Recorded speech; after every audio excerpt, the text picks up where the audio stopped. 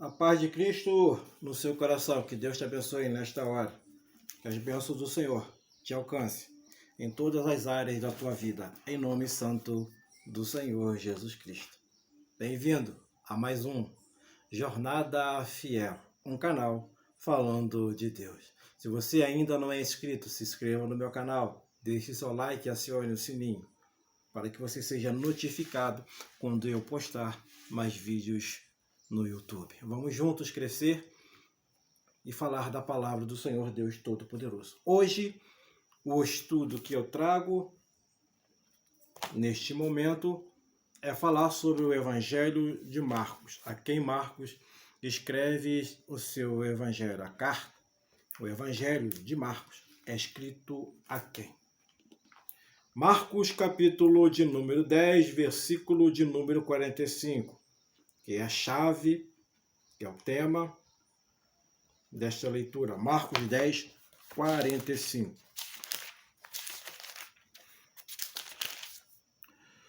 Porque o Filho do Homem também não veio para ser servido, mas para servir e dar a sua vida em resgate de muitos. Amém? Louvado seja Deus sobre a tua vida. Marcos escreve o Evangelho à igreja que se encontra em Roma, formado, obviamente, por um número de gentios, porque a igreja em Roma era constituída por um povo de gentios, né? E Marcos se dirige a este povo. Marcos teria sido escrito entre o ano 65 e 70 depois de Cristo, e o lugar provável seria Roma, e teria sido escrito antes da destruição de Jerusalém. E quando que aconteceu isso? Segundo alguns fundadores da igreja, dizem que foi escrito depois da morte de Pedro, durante a perseguição do imperador Nero, por volta de 67 depois de Cristo.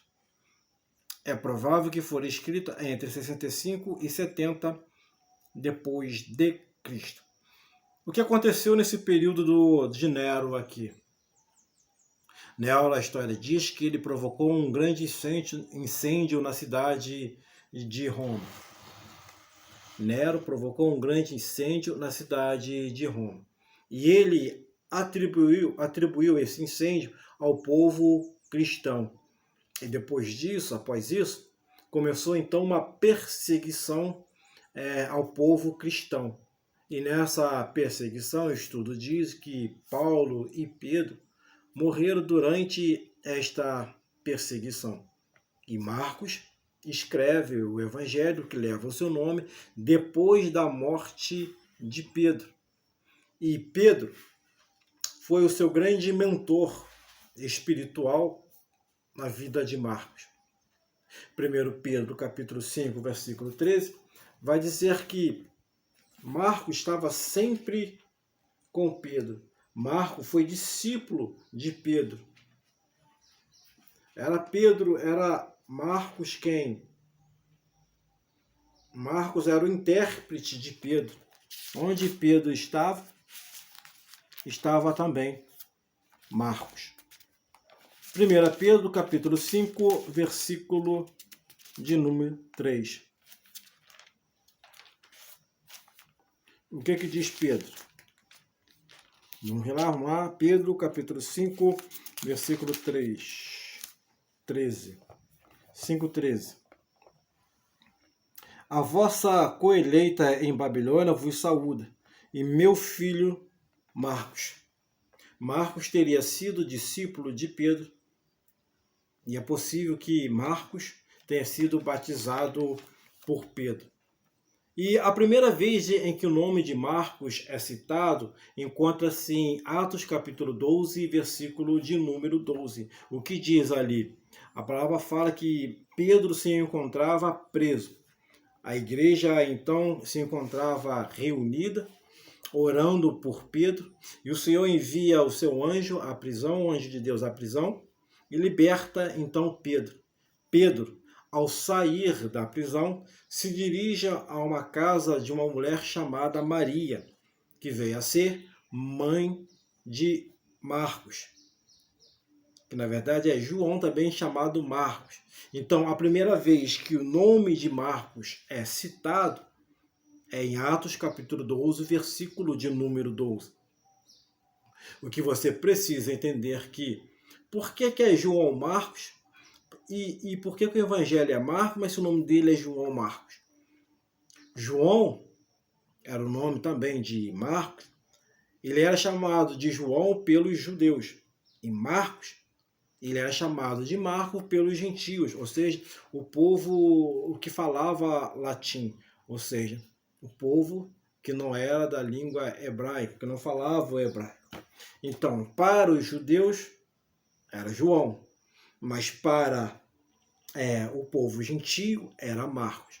Então, a primeira vez que você ouve falar do nome de Marcos, se encontra em Atos capítulo 12, número 12. Colossenses capítulo 4 e versículo 10 vai dizer que Marcos era sobrinho de Barnabé. E Marcos capítulo 3, versículo 3 a versículo 19, que fala ali sobre os 12 apóstolos escolhidos pelo Senhor Jesus Cristo.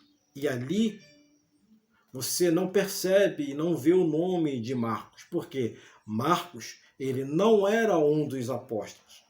Ele era seguidor de um dos apóstolos, que era Pedro. E Marcos, ao escrever o evangelho que leva o seu nome, ele tem como base os ensinos de Pedro, as pregações de Pedro, que Pedro fazia, os ensinos que ele ensinava a respeito do Senhor Jesus Cristo. Muitos, os estudiosos, os escritores mais antigos, consideravam Marcos como sendo o evangelho de Pedro, porque justamente por isso, pelo fato de Marcos tomar como base os ensinos, as pregações de Pedro. E Marcos recorre à sua memória. Tudo aquilo que Pedro ensinou, Marcos colocou em prática. Então, que nós possamos entender. Primeiramente, Marcos escreve ao povo, à igreja que se encontra em Roma, um povo gentio. E teria sido escrito entre 65 e 70 depois de Cristo. O local provável é Roma. E Marcos não era um dos apóstolos. Marcos era seguidor de Pedro. E Colossenses capítulo 4, versículo de número 10, Marcos é sobrinho de Barnabé. O povo romano era um povo amante do poder e gostava muito de ser servido. Marcos, então, aqui no capítulo 10, versículo de número 45, apresenta o Senhor Jesus Cristo como servo fiel, porque o Filho do Homem também não veio para ser servido, mas para servir e dar a sua vida em resgate de muitos. Por exemplo, quando Judas traiu o Senhor Jesus Cristo, ele foi traído por 30 moedas de prata. Era um preço do escravo daquela época. Era o preço de um escravo daquela época. Então, o Senhor Jesus Cristo veio para servir e não ser servido. Marcos, ao escrever este evangelho, ele escreve em meio à perseguição por causa do imperador Nero. E nessa perseguição à igreja, Paulo e Pedro, eles morreram durante essa perseguição. Então, quando Marcos escreve esse evangelho, ele escreve em meio a esta perseguição. E por que Marcos escreve este evangelho? Marcos escreve esse evangelho para aquele povo que se encontrava em Roma, para eles se prepararem para o sofrimento que eles poderiam enfrentar por causa da perseguição. Por isso a importância de Marcos ter escrito este evangelho. Preste atenção, nós também podemos nos enquadrar nessa situação, porque hoje em dia muitas perseguições àqueles que pregam a palavra do Senhor. Nós podemos nos encaixar, nos enquadrar nesta história. Existem hoje muitas perseguições. Pessoas autoridades tentando calar a boca, a voz da igreja, mas não vai conseguir. A igreja é do Senhor. Amém? Então, vamos seguir nosso estudo aqui. Quando Marcos começa a acompanhar, a seguir o Senhor Jesus Cristo, em Marcos capítulo 4, Marcos 14, versículo 51 e 52, quando Pedro, o Senhor Jesus Cristo, foi preso, ali tem um jovem que em situação meio constrangedora. Marcos 14, 51 e 52 diz: E certo jovem o seguia, envolto em um lençol sobre o corpo nu. E os jovens lançaram-lhe a mão, mas ele, largando o lençol, fugiu deles nu. Acredita-se que este jovem seria Marcos. Marcos, ao começar a seguir o Senhor Jesus Cristo, envolto num lençol, só tinha o lençol cobrindo o seu corpo, assim diz a Escritura. E ao lançar a mão, ao arrancar o lençol do corpo dele, ele foge nu. Acredita-se que este jovem seria Marcos. E o povo esperava o Messias. O povo esperava o Messias. Capítulo 8, versículo de 29. E Marcos anuncia. Olha o que faz Marcos. E ele lhes disse: Mas vós, quem dizeis que eu sou? E respondendo Pedro lhe disse: Tu és o Cristo. Eles esperavam o Messias. E Marcos apresenta esse Messias.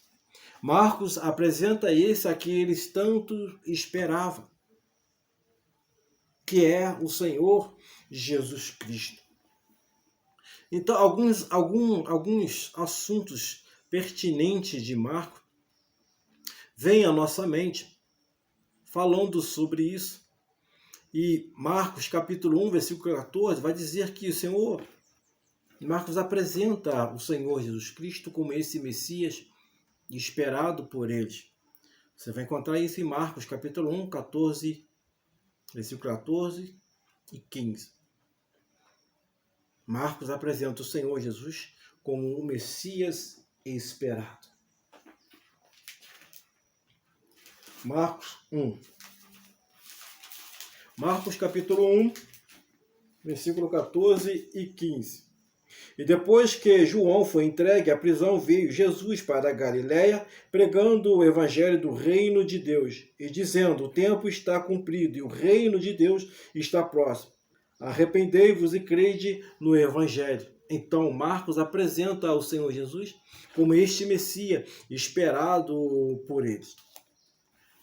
Marcos traz algumas características do Senhor Jesus Cristo. Mesmo o Senhor Jesus Cristo sendo 100% homem, 100% Deus, Marcos mostra a humanidade do Senhor Jesus Cristo.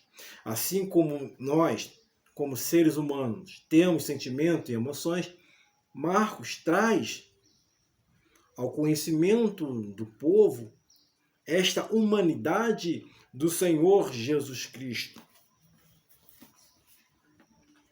Mostra a sua decepção, mostra o seu cansaço.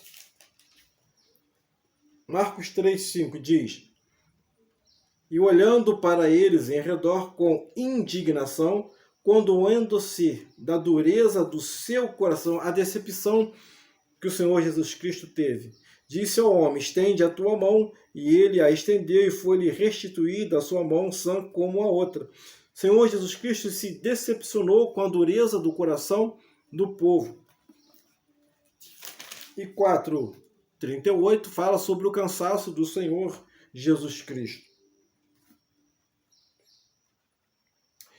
E ele estava na polpa, dormindo sobre uma almofada. Ou seja, Marcos traz para o conhecimento deste povo, traz a importância de eles estarem preparados para o sofrimento que eles poderiam sofrer por causa da perseguição que estava ocorrendo contra a igreja. Marcos traz a humanidade do Senhor Jesus Cristo, dizendo que ele se decepciona, dizendo que ele se cansa e ao estar cansado dorme. Tem mais, mas fiquemos nesse para o vídeo não ficar muito grande. Então Marcos traz toda essa importância, todas essas características e mostra o seu poder sobre a enfermidade. Você encontra isso em Marcos capítulo 1, versículo 31 e 41, capítulo 3, 1 a 5. E mostra a autoridade, seu poder sobre a natureza. 4, 39, 6, 41, 49. E o poder sobre os demônios. Vamos ler esse poder sobre os demônios? Vamos ler?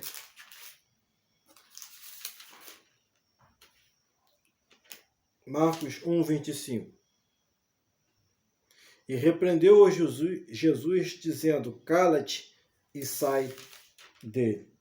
É Jesus em Cafarnaum. Então o Senhor Jesus Cristo tem um poder sobre a natureza, sobre a enfermidade, sobre os demônios e sobre a morte. Alguns eu vou ler para nós termos um destaque aqui. Marcos 5,42. E logo a menina se levantou e andava, pois já tinha 12 anos, e assombraram-se com grande espanto. Ao Senhor Jesus Cristo trazendo a vida, ressuscitando aquela menina que havia morrido. Então Marcos traz a humanidade do Senhor Jesus Cristo. Marcos traz o seu poder, o poder do Senhor Jesus sobre a enfermidade, sobre a natureza, sobre os demônios e sobre a morte. E Marcos escreve este evangelho para preparar a igreja para o sofrimento que eles poderiam enfrentar por causa da perseguição iniciada pelo imperador Nero. Nero, a história diz que ele incendiou a cidade de Roma e atribuiu esse incêndio ao povo cristão.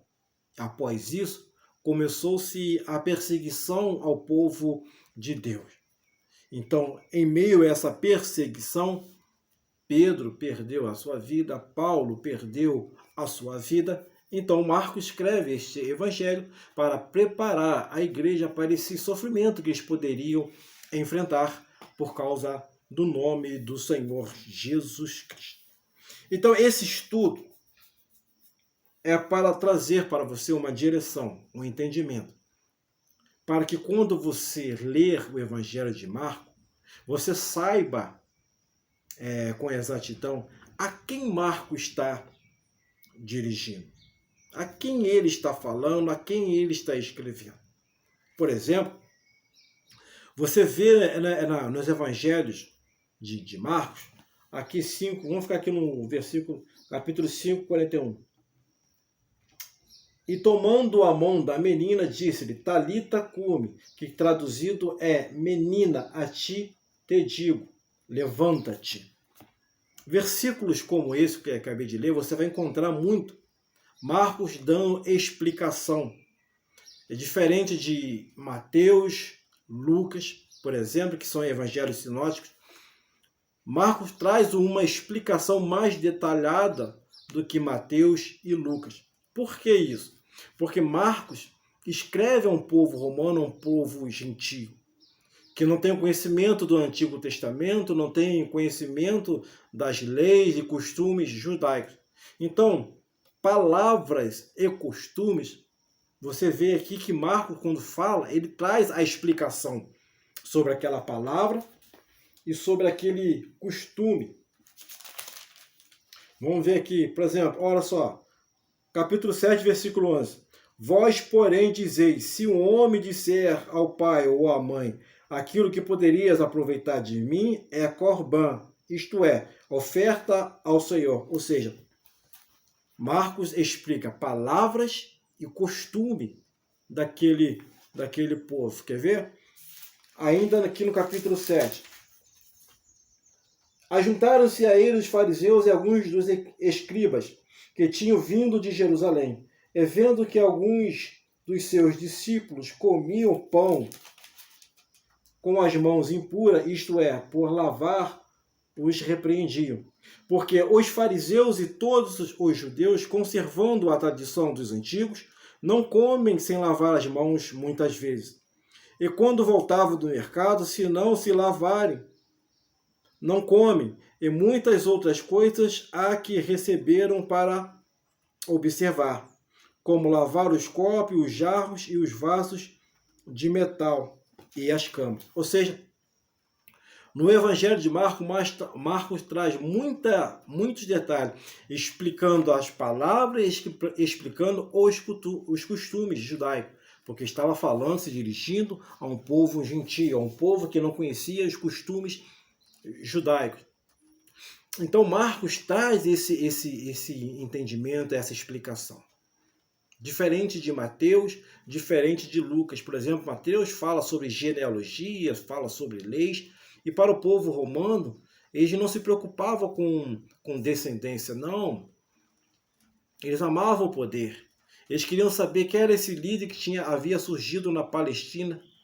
Era esse líder que eles queriam conhecer, que era o Senhor Jesus Cristo. Então Marcos, o Evangelho de Marcos também é conhecido como Evangelho da ação.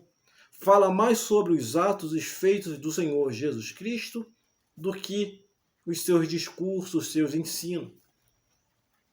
Então Marcos é o Evangelho de ação, o Evangelho onde mostra o Senhor constantemente entrando em ação. O Senhor Jesus Cristo estava sempre em movimento, porque o povo romano é um povo prático, é um povo de ação. Então interessava mais falar sobre as ações, sobre os milagres feitos pelo Senhor Jesus Cristo. E a palavra do Senhor nos ensina que quando Paulo vai realizar uma viagem, Paulo e Barnabé se encontravam na cidade de Antioquia e vão para a cidade de Jerusalém, Judéia, porque o povo, aquela igreja estava passando necessidade, eles foram para lá levar oferta. E quando realizaram essa obra, realizaram esse serviço e voltaram para a cidade de Antioquia, eles trazem com eles Marcos. Marcos então começa a acompanhá-los. Quando Paulo vai realizar a sua primeira viagem, que é em Atos, capítulo 13, versículo 13, Paulo então chega na cidade de Perge da Panfilha. Mas eu não sei o que aconteceu ali, Marcos então fica ali naquela cidade. E quando eles retornam para Antioquia, Marcos ficou na cidade de Perge, ficou em Jerusalém. Então, na segunda viagem, que se encontra no capítulo 15 de Atos, a partir do versículo 36, Paulo sentiu o desejo de realizar a viagem, sua segunda viagem missionária, para visitar as cidades que tinha pregado, tinha colocado as igrejas. Queria saber como estavam esses irmãos. Barnabé, que até então era companheiro de Paulo, quis levar Marcos com ele. Paulo não se agradou disso. Achou não ser conveniente levar Marcos, porque Marcos os havia abandonado lá na primeira viagem missionária. Então houve um desentendimento entre Barnabé e Paulo. Barnabé então segue com Marcos para a cidade de Chipre. E Paulo escolhe a Silas para seguir a sua viagem missionária. Mas isso não quer dizer que houve um desentendimento eterno entre eles. A palavra nos ensina que houve uma reconciliação entre Marcos e Paulo.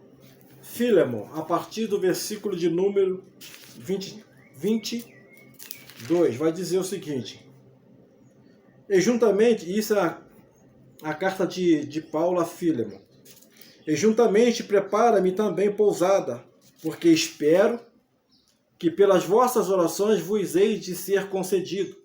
Saúdam-te Epáfras, meu companheiro de prisão por Cristo Jesus. Marcos, Aristarcos, Demas e Lucas, meus cooperadores. Ou seja, Marcos se encontrava entre os cooperadores do Senhor Jesus, auxiliando Paulo nas suas obras. E segundo Timóteo, vai dizer o seguinte para nós. Preste atenção no que diz. Segundo Timóteo, capítulo 4, versículo 10, versículo 11. Porque Demas me desamparou, amando o presente século, e foi para a Tessalônica, Crescente,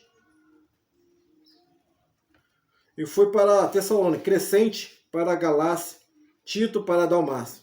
Só Lucas está comigo. Toma Marcos e traze-o contigo, porque me é muito útil para o ministério. O desentendimento no passado não permaneceu entre eles. Houve uma reconciliação. O que nós podemos aprender neste Evangelho de Marcos? Eu posso pensar de um jeito, você pensar do outro. Nós pode haver um desentendimento entre nós, entre mim e você, entre você e eu. Mas o importante é que nós possamos realizar o todo. Qual é o todo? É realizar a obra do Senhor. E Paulo e Marcos não deixou que aquele desentendimento do passado permanecesse entre eles. A palavra fala aqui em Filemon que Marcos era um dos cooperadores. E na carta a Timóteo, o Senhor fala, Paulo fala para Timóteo, quando ele for, para levar Marcos, porque Marcos é muito útil a Paulo no ministério. Olha como maravilhoso, quantas coisas aprendemos aqui nesse Evangelho de Marcos. E quantas coisas nós podemos aprender com o Evangelho de Marcos. O Evangelho de Marcos foi escrito para mim, foi escrito para você, gentio, que não é judeu, que não se encontrava entre a linhagem dos judeus. Olha quantas coisas nós aprendemos nesse Evangelho. Aqui é só um pequeno estudo. Para falar mais sobre isso, demandaria um tempo muito grande. Mas já dá para você ter uma base. Quando você for ler Marcos, agora você vai saber a quem Marcos está falando e qual foi o objetivo da carta. Assista esse vídeo até o final que você vai entender. E você não ficará mais perdido sobre esse ensino de Marcos, sobre o Evangelho de Marcos. Que o Senhor te abençoe. Em nome santo do Senhor Jesus Cristo. Jornada Fiel, um canal falando de Deus. Deixe o seu like. Se você ainda não é inscrito, se inscreva e acione o sininho. Vem comigo. Que Deus te abençoe.